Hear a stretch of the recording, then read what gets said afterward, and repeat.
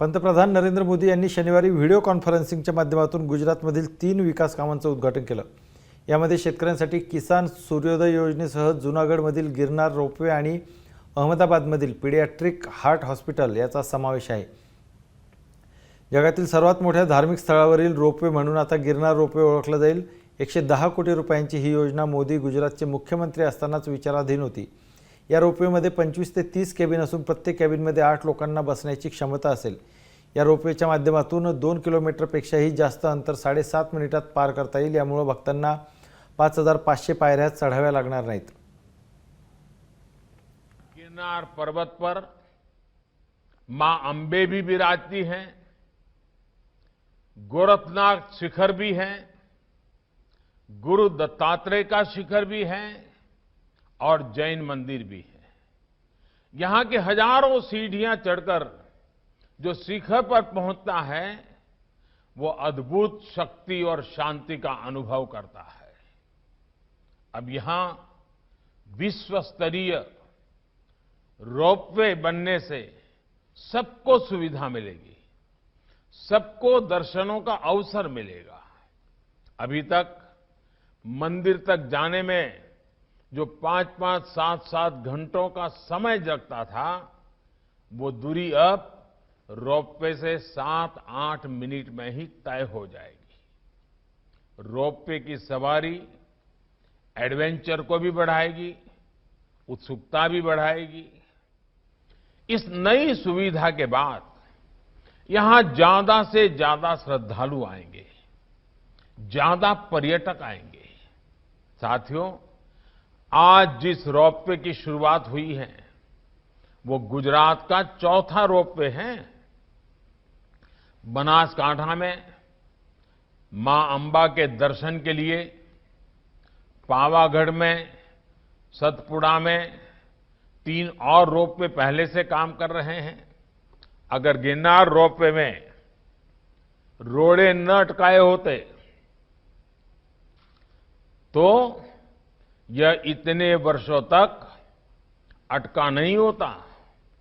लोगों को, टूरिस्टों को इसका लाभ बहुत पहले ही मिलने लग गया होता। एक राष्ट्र के रूप में हमें भी सोचना होगा कि जब लोगों को इतनी बड़ी सुविधा पहुंचाने वाली व्यवस्थाओं का निर्माण इतने लंबे समय तक अटका रहेगा तो लोगों का कितना नुकसान होता है, देश का कितना नुकसान होता है। अब जब ये गिरनार रोपवे शुरू हो रहा है तो मुझे खुशी है कि यहां लोगों को तो सुविधा मिलेगी ही, स्थानीय युवाओं को रोजगार के भी अधिक अवसर मिलेंगे।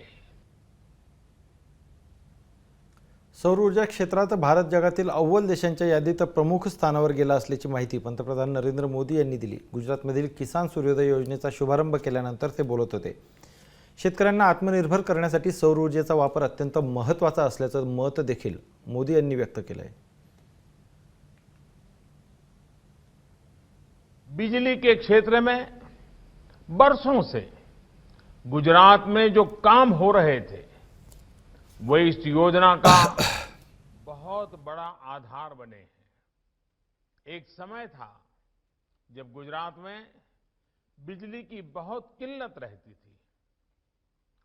24 घंटे बिजली देना बहुत बड़ी चुनौती थी। बच्चों की पढ़ाई हो, किसानों के लिए सिंचाई हो, उद्योगों के लिए कमाई हो, ये सब कुछ इस एक कारण से बहुत प्रभावित होता था।